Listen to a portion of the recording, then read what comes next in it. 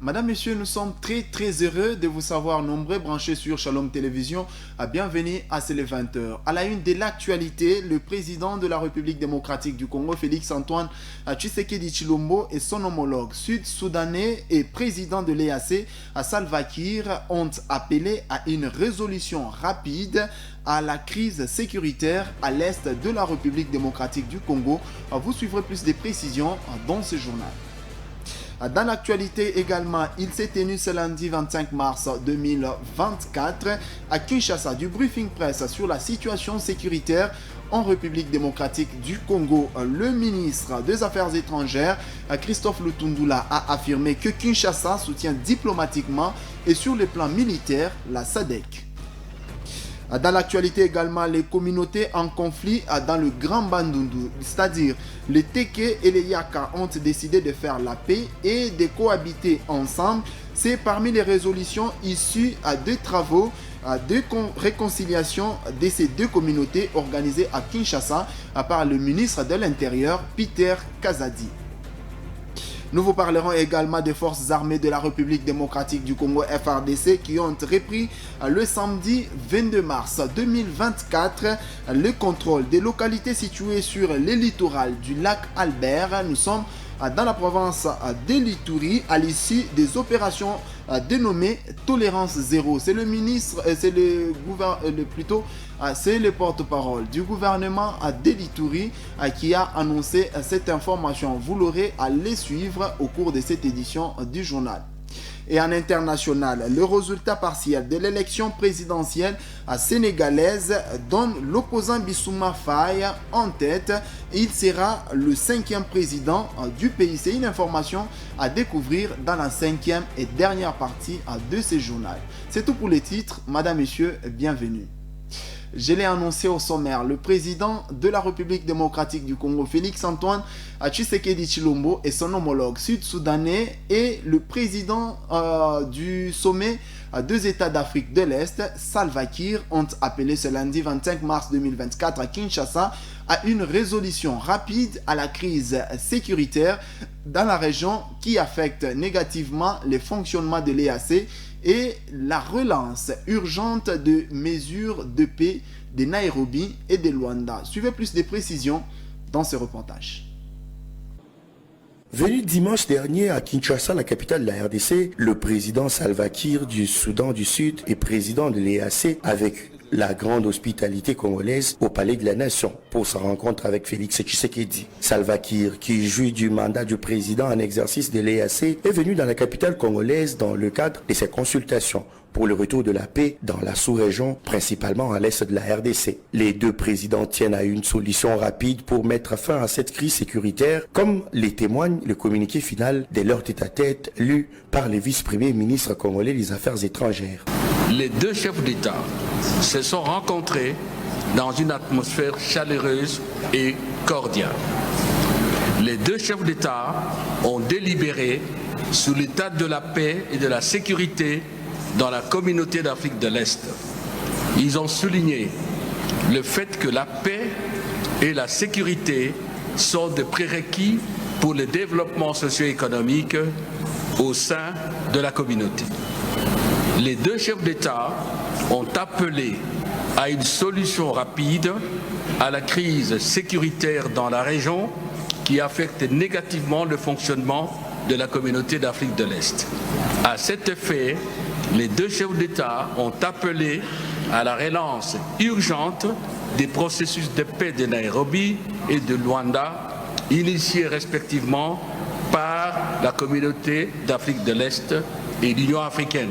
Devant la presse, le président Félix Tshisekedi a une fois encore condamné le comportement du président rwandais Paul Kagame. Je ne crois pas qu'il serve à quelque chose de construire des murs, parce que prenons le cas de la crise avec le Rwanda, ça n'a rien à voir avec les peuples. Le peuple rwandais ne vient pas envahir la République démocratique du Congo. C'est un régime dirigé par un individu qui est devenu friand de ce genre de crimes. Et c'est ce régime qui attaquent et agressent la République démocratique du Congo. Après Kinshasa, le président sud-soudanais va rencontrer également Paul Kagame du Rwanda, Évariste Ndayishimiye du Burundi et Joao Lorenzo de l'Angola. Dans le même chapitre, discuter sur les retours de la paix dans la partie est de la République démocratique du Congo était l'un des points abordés lors d'un tête-à-tête entre le président de la République démocratique du Congo, Félix-Antoine Tshisekedi, et son homologue soudanais ce dimanche 24 mars 2024. Il ressort que lors de cet échange, aucun protocole d'accord n'a été signé à part les deux parties pour la mise sur pied d'un certain projet. C'est une confirmation de Giscard Koussema, chargé de communication adjoint du chef de l'État, lors d'un entretien qu'il a accordé à John Arley Mutombo. La visite du président Salva Kiir à Kinshasa avait deux symboles importants. Le tout premier, c'est d'abord par réciprocité. Après avoir reçu il y a quelques années le président Félix Tshisekedi à Djouba, il était donc normal pour lui d'effectuer cette visite à Kinshasa. La deuxième symbolique de cette mission, c'est que c'est en qualité de président en exercice de la communauté d'Afrique de l'Est qu'il avait pris l'engagement de venir à Kinshasa pour parler avec le président Tshisekedi, qui est un acteur non moins important, et pour lui permettre de se faire une idée sur une sortie des crises au sein de la East African Community. Et les deux chefs d'État ont eu donc des rencontres en tête-à-tête, une rencontre qui a été élargie par la suite avec leurs délégations respectives, et un communiqué a sanctionné cette séance de travail de Kinshasa. C'est de restaurer la paix au niveau de la East African Community, parce que Kinshasa et Djouba, partageant de longues frontières terrestres, lorsqu'un des pays est en proie à l'insécurité, cela affecte l'autre. Et donc, le plus important, c'est que on maintient les dialogues et qu'on va multiplier les initiatives pour que la paix revienne le plus rapidement. Est-ce que de nouveaux projets de développement ont été mis en place ou d'investissement ont été discutés lors de cette rencontre, des projets exacts de développement? Il n'y a pas eu signature d'un mémorandum d'entente ni d'un quelconque autre projet, mais la question de la coopération bilatérale a été au centre de discussion, étant donné qu'il y a une forte activité transfrontalière entre les deux pays, et donc cette question a été au centre des discussions. Dans un autre chapitre, au cours d'un briefing presse co-animé entre le ministre de la Communication et Médias, Patrick Mouyaya, et son collègue des Affaires étrangères, Christophe Lutundula, au sujet des avancées enregistrées sur le front diplomatique par rapport à la RDC. Kinshasa réaffirme le soutien militaire et diplomatique de la SADC à la RDC, a fait savoir le vice-premier ministre et ministre des Affaires étrangères, Christophe Lutundula, que je vous invite à suivre. Il faut lire le SOFA. Le SOFA, c'est l'accord portant statut de la force. Oui, il faut lire. Il faut lire. C'est très clair, je viens de le dire. Le mandat, c'est de soutenir les FARDC pour recouvrer l'intégrité territoriale de la République, restaurer la sécurité et en fait mettre fin aux groupes armés. Groupes armés, ce n'est pas seulement les 23. On ne dit pas assez ça. Ce n'est pas seulement les 23. Peut-on accompagner, soutenir une armée en opération sans se mêler au combat? C'est simple. Je viens de vous dire. J'ai ici la déclaration d'avant-hier. La SADC soutient,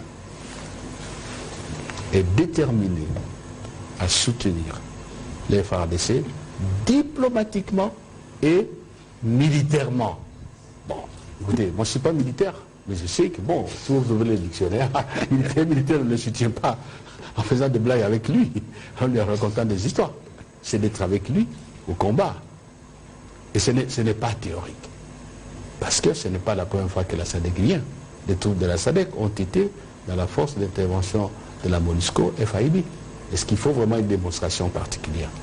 Seulement, c'est qu'il y a ces mandats s'exécutent, mais ça ne nous empêche pas de continuer le combat diplomatique et pourquoi pas le combat de la communication. Bien sûr. Voilà. Au cours de ce même briefing, le ministre des Affaires étrangères est revenu sur la question liée à la coopération militaire entre la RDC et la Russie et sur la question liée aux réalisations et la diplomatie congolaise à l'extérieur. Le ministre des Affaires étrangères est revenu également sur ces. Je vous prie de l'écouter. Nous n'avons jamais signé un accord avec la Russie, ni discuté avec la Russie d'une assistance militaire. C'est le ministre des Affaires étrangères qui vous parle. Nous avons trouvé, le président Tshisekedi a trouvé un accord militaire signé par nos prédécesseurs, mais qui lui-même n'a jamais été exécuté. Et nous n'avons jamais posé le problème de l'exécution de cet accord. Je crois là aussi, c'est clair, c'est blanc comme neige. Est-ce que vous avez vu M. Kagame faire des interviews à longueur de mois? Il y a une qui circule maintenant. Il en fera une après ces briefings. Dans Jeune Afrique, il est très fort. Oui, il dit que Tshisekedi en fait pose des actes, mais il ne connaît pas les conséquences de ces actes. Et il va très loin. On lui dit, mais est-ce que vous prenez au sérieux les menaces du président Tshisekedi? Il dit, oui, je prends au sérieux, il est capable de beaucoup de choses. C'est lui qui ne connaît pas les conséquences, qui ne mesure pas les conséquences de ce qu'il fait en hypothéquant l'avenir d'une communauté congolaise, de Tutsi congolais, qu'il a instrumentalisé, qu'il transforme en une marchandise qu'il vend partout. Tout à fait. Est-ce qu'il réalise l'avenir de cela? Nous sommes une nation unique, 450, on n'a jamais connu des génocides chez nous. Et quelqu'un veut vous dire, ouais, il y a des persécutions, mais ça reste là-bas, nous on n'a pas besoin de ça. Et en mettant dans la tête des Congolais qu'il y a parmi nous des compatriotes c'est de la stigmatisation qui sont protégés par un pays étranger, qui se donnent le droit de venir chez nous piller sous prétexte qu'il les défend. Est-ce qu'il sait ce que cela va donner d'ici 4 ans, 5 ans, 10 ans, 20 ans, 50 ans? Il est en train de fausser l'histoire de notre pays, de creuser, de trous. Et je demande à tous les Congolais de ne pas tomber dans ces pièces-là, particulièrement les Congolais Tutsis. Parce qu'ils n'auront jamais ce qu'ils ont aujourd'hui, ici, là-bas. Vous comprenez? Nous avons gagné sur ce point-là. Dans l'actualité également, le ministre de l'Intérieur, Peter Kazadi, a lancé les travaux de la commission ad hoc de la réconciliation des communautés Teke et Yaka et permettre ainsi le retour de la paix dans l'espace Grand Bandundu. Un mémo a été remis à cet effet et lors de la clôture de ces 10 travaux, les deux communautés Teke et Yaka ont décidé de faire la paix et de cohabiter pacifiquement. Retour sur la première journée dans ce reportage. Les travaux lancés par les vice-premiers ministres de l'Intérieur et de Sécurité ont connu la participation des délégations de deux peuples Teke et Yaka en conflit, mais également des membres des cabinets du président de la République, à l'instar de ceux du ministre Peter Kazadi. Ce forum est l'une des instructions du président Félix Tshisekedi après sa récente rencontre avec des chefs coutumiers qui ont insisté sur les retours de la paix à Kwamouth, théâtre du conflit Teke et Yaka. Les parties prenantes ont soumis au premier jour de ces travaux leur cahier des charges et autres recommandations pour le rétablissement de la paix. Il y a des forums, il y a réconciliation, il y a Kimia, il y a Boyokan, il y a Osangan, pour que Kimia et Zonga, Nakati, Yamabele, pour les alliés affectés. Bandeko ebele bakufi basili kokufa bamama na bana mike bapapa bakoko bakufi ngonga ekoki sikoyo ya kosala kimia mpo makambo nyonso ezalaka na ebandeli mpe na suka na yango. Le ministre de l'Intérieur a saisi l'occasion pour marteler sur la communion des efforts afin de se concentrer sur l'insécurité à l'Est, œuvre des ennemis de la RDC dans la région ainsi que dans l'Occident. Dans Moussousou, biso bato toza côté ya ouest awa tozokanisa ke toza épargne na bitumba oyo ezoleka na est. Bitumba wana ezali bitumba ya domination ya kodomine kaka bandeko ya est te, ya kodomine biso nyonso Kongo mobimba. Esengeli te na mboka oyo mokonzi ya mboka azali koconcentre bareforme na ye mpona kopenga na monguna bande biso na ouest tozala tozokata na mitu tozokomana bandeko baza kolala libanda bakimi bakati na bango mpo bakomi baza kati na biso.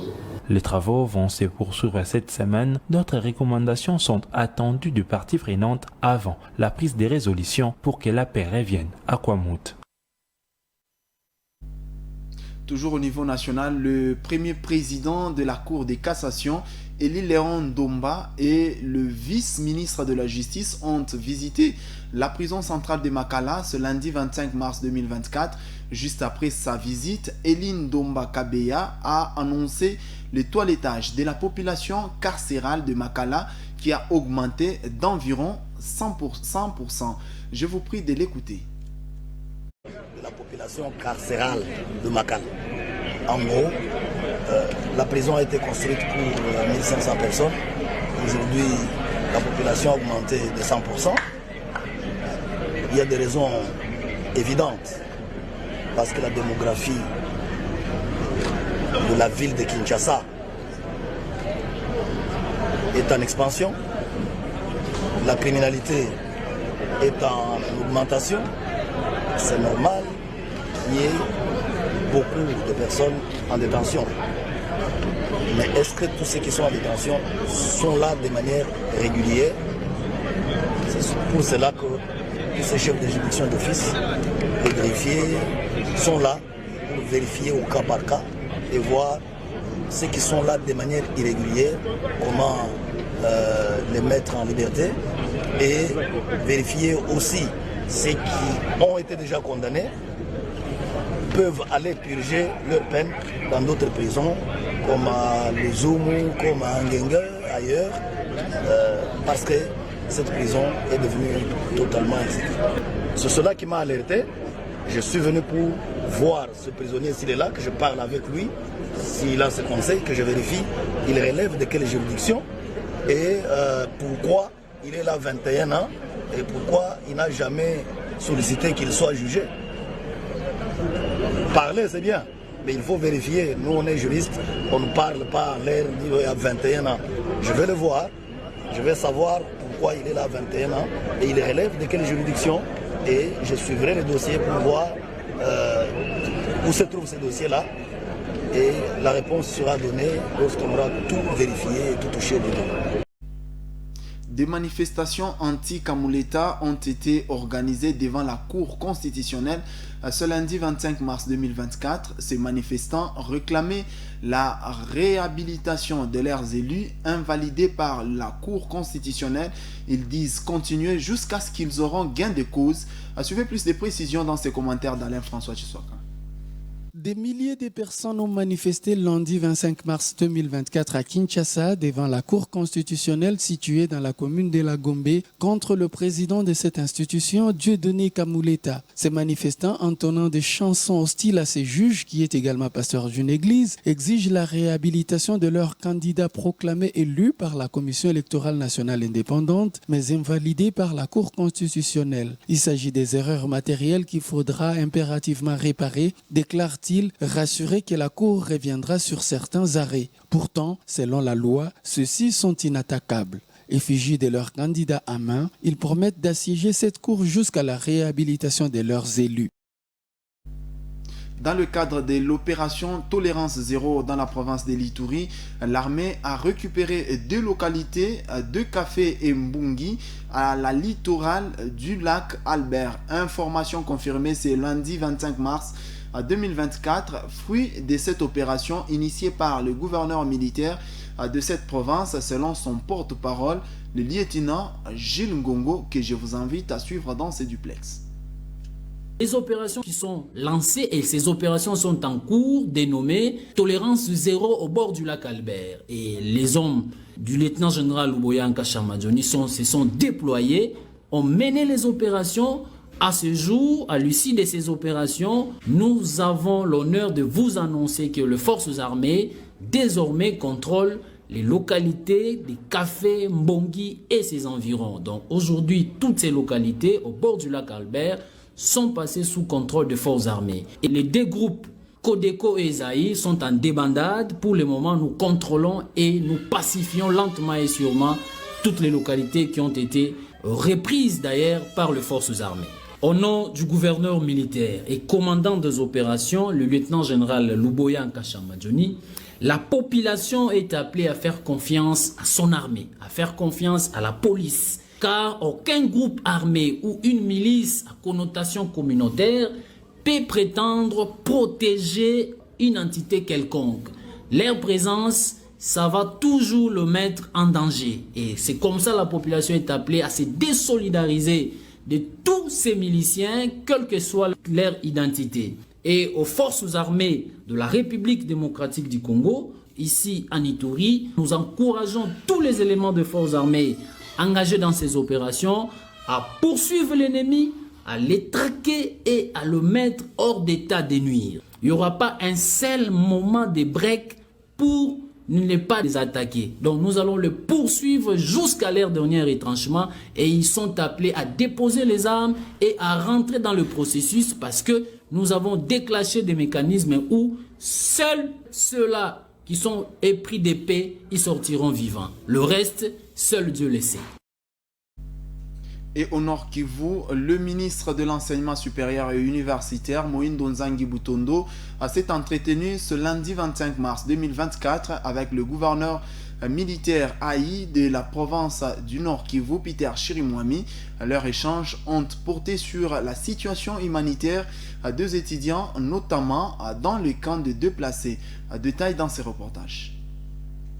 Au musée des Himbi, ce 25 mars 2024, Moïndo Nzangi Butondo a échangé avec le gouverneur de la province du Nord Kivu, le général-major Peter Chirimwami. Leurs échanges ont tourné sur la situation humanitaire et sécuritaire des étudiants pendant cette période de guerre, affirme l'honorable Moïndo Nzangi. Il y a des étudiants qui, pour des raisons humanitaires, ont besoin d'être assistés puisque leurs parents sont dans les cadres déplacés et ainsi de suite. Il y a la question de sécurisation des sites universitaires. Comme vous avez appris qu'il y a des bombes qui tombaient autour des sites universitaires. Donc on a discuté à bateau rompu de toutes ces questions avec le gouverneur de province. On a trouvé des compromis pour aider les étudiants. Le ministre, dans le cadre de ses responsabilités, le gouverneur militaire aussi, dans le cadre de sa responsabilité, la grande de la sécurisation de la population au Nord Kivu. Il a par ailleurs placé un mot sur le dossier de l'honorable Nzoundi, actuel président du bureau d'âge de l'Assemblée provinciale du Nord Kivu, au profit de l'honorable Moutiri Wabachara. On ne l'a pas perdu, c'est lui qui préside le bureau d'âge jusqu'à aujourd'hui. Il est de l'AVRP, le préfet Nzoundi, honorable Nzoundi. Il a perdu au niveau de la Cour d'appel. Nous avons saisi le Conseil d'État, donc le dossier est au Conseil d'État. On espère qu'on va gagner puisqu'il a gagné normalement. Le général-major Peter Chirimwami Nkuba, gouverneur militaire du Nord Kivu, a rassuré son hôte sur la situation sécuritaire des étudiants se trouvant entre autres au quartier Mugunga. Lier la théorie à la pratique, c'est ce qu'a fait le complexe scolaire Les Aurores de Gloire en séjour du mardi 26 mars 2024. Les élèves ont eu à visiter les installations de Shalom Radio et Télévision. Question de palper des doigts la matière apprise à l'école. Dans la suite de cette visite, John Arley Mutombo et Jinal Mbenga en faisaient partie. Voici les reportages. Shalom Radio et Télévision, émettant dans la province du Haut-Katanga, en ville de Lubumbashi, a reçu la visite des élèves du complexe scolaire Les Aurores de Gloire ce mardi 26 mars 2024. Le but était celui de découvrir comment fonctionne une chaîne de radio et télévision. Appris en théorie, place à présent à la pratique. Ces élèves de la 7e et 8e ont débuté leur visite par la salle de rédaction où ils ont appris comment récolter et traiter une information. Après toutes ces explications fournies par l'un des agents de Shalom Radio et Télévision, ces élèves sont passés par la salle de montage, le studio radio, la régie télé, avant de finir par le plateau télé. Ici, un échange a eu lieu entre journalistes et élèves sur des questions évidentes. Comment est-ce que vous faites pour que la personne qui filme, qui puisse pas être tuée ou soit rencontrer des problèmes? Je ne sais pas si vous avez un permis ou bien... D'abord déjà dans l'armée. Dans l'armée est complète. La visite des élèves du complexe scolaire Les Aurores de Gloire s'est clôturée par le pylône de la radio Shalom et Télévision. Ces élèves ont découvert la réalité sur terrain comme appris à l'école. Attentifs et intéressés par les explications, professeurs et élèves sont partis, sourire aux lèvres. Madame, Messieurs, c'est par ces reportages de John Harley Mutombo et Ginal Mbenga que nous mettons terme à cette première partie. À place à présent à l'actualité sportive.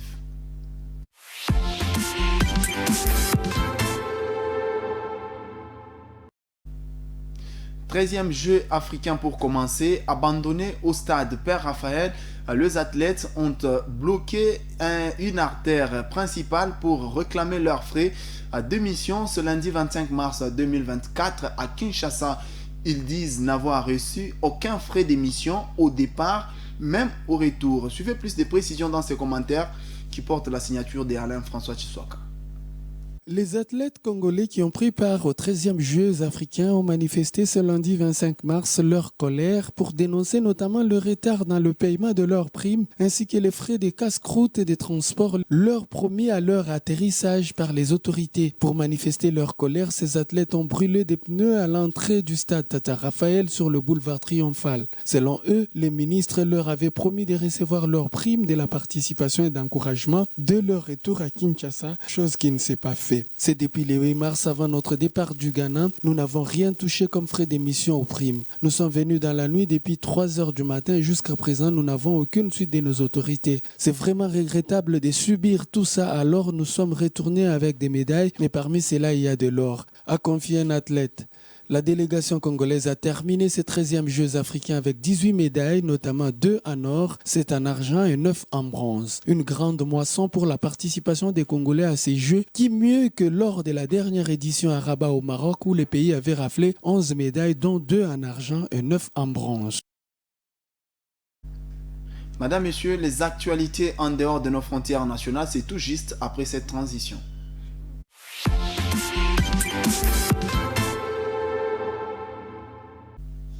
Bassirou Diomaye Faye a été élu président du Sénégal au premier tour. À 44 ans, l'opposant et dauphin d'Ousmane Sonko sera le 5e président du pays. Suivez plus de précisions avec nos amis d'Africa News. Au Sénégal, Bassirou Diomaye Diakhar Faye est donné vainqueur de la présidentielle déroulée dimanche. À 44 ans, l'opposant et dauphin d'Ousmane Sonko sera le 5e président du pays. Je salue la posture des autres candidats qui, sans exception, ont honoré une tradition bien sénégalaise sans même attendre la proclamation des résultats officiels par les instances habilitées de l'État. Leurs messages de félicitations sont le témoignage éloquent de leur grandeur. Lundi soir, en tête des résultats provisoires, Diomaye, bien conscient de sa mission, a promis la continuité dans les relations internationales du Sénégal en ces termes. Je voudrais dire à la communauté internationale, à nos partenaires bilatéraux et multilatéraux, que le Sénégal tiendra toujours son rang. Il restera le pays ami et l'allié sûr et fiable de tout partenaire qui s'engagera avec nous dans une coopération vertueuse, respectueuse et mutuellement productive.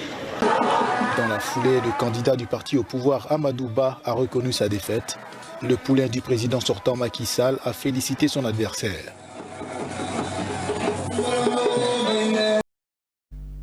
Et au Kenya, 4 personnes sont mortes dans un attentat à la bombe à Mandera ce lundi 25 mars 2024 visant une maison d'hôtes dans cette ville dans le nord-est du Kenya selon des sources policières. Africa News. Au moins 4 personnes ont été tuées lundi dans une attaque à l'explosif visant une maison d'hôte dans la ville de Mandera, dans le nord-est du Kenya, selon des sources policières. Les autorités ont déclaré que parmi les morts se trouvaient 3 officiers et que plusieurs autres personnes avaient été blessées dans l'explosion. Selon les autorités de cette ville frontalière de la Somalie, un engin explosif artisanal avait été placé dans un hôtel et avait explosé alors qu'une foule de personnes s'asseyait pour prendre le petit déjeuner. We had a total of 15 injured people. Au total, 15 personnes ont été blessées et alors que nous en transportions certaines à l'hôpital, y compris des policiers, 2 d'entre elles sont mortes durant ce trajet.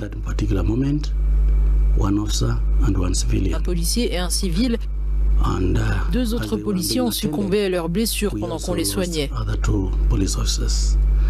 2 des blessés sont dans un état critique et ont été transportés par avion vers la capitale Nairobi. Les enquêteurs ont attribué l'attentat au groupe extrémiste El-Shabab, basé en Afrique de l'Est. Ce groupe, qui n'a pas revendiqué l'explosion, avait déjà organisé des attentats majeurs au Kenya et en Somalie.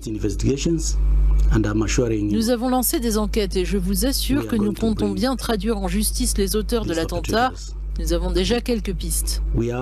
L'explosion de ce lundi intervient après un attentat perpétré dimanche dans le comté côtier de Lamu au Kenya, au cours duquel 2 réservistes de la police ont été tués.